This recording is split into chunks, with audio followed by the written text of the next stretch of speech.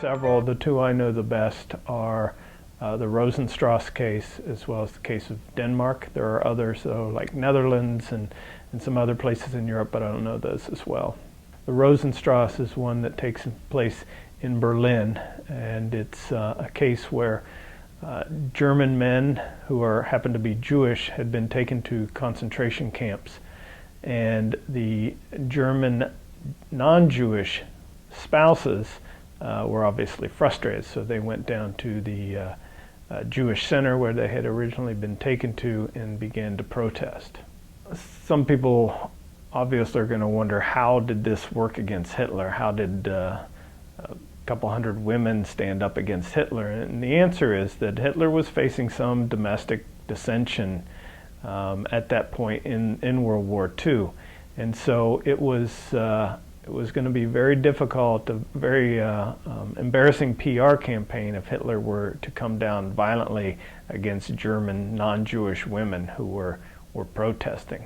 So in the end, Hitler ordered that the German Jewish men, the spouses, be returned to their German non-Jewish wives. And so I think from what I understand, the main reason Hitler, he just didn't want to stand up against these women and assault them or put them in jail, because that would have been embarrassing and would have probably created more internal tension within the German regime.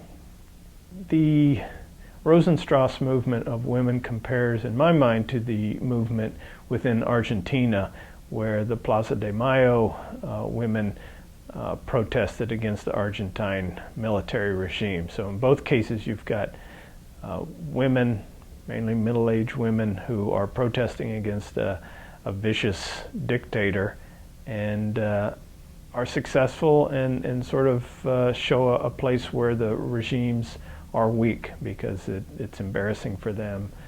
It would be embarrassing for them to attack and kill these women. And so it's a place where, you know, a group that you might not suspect would have power against a powerful dictatorship, they end up having successful nonviolent campaigns against them.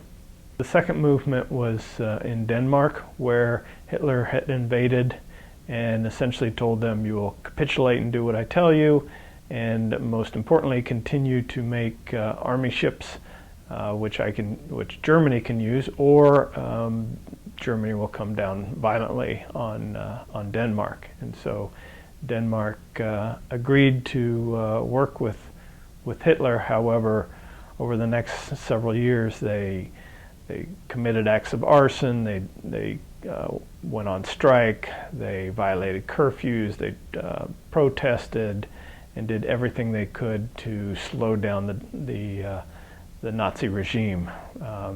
At one point, they even left work early to go home, and as they said, to water their gardens, because these were shipyard workers, and they didn't want to build ships for Hitler, but they also didn't want to be killed. So it was like a cat and game mouse, where they just did everything they could to avoid cooperating with Hitler. They also ran an underground press to communicate with one another. And it was successful, because in the end, no ships were built by the Danes for Hitler, and so and for the most part, Hitler did not kill many in Denmark. So most people would argue that it was a very successful case of nonviolence. Yeah, that's a good question. Why people don't think about Hitler or nonviolence against Hitler as successful. I think for the most part, people just don't know about these cases. You won't find much about them in textbooks, probably very little or none in textbooks. You have to look pretty hard to find these stories in books.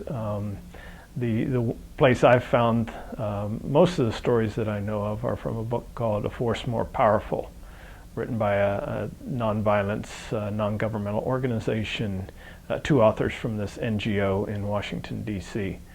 And so it doesn't, that's the best I can say, is that people don't know about these cases. When I find that students are very interested when they find out about them, because that's usually the pat question.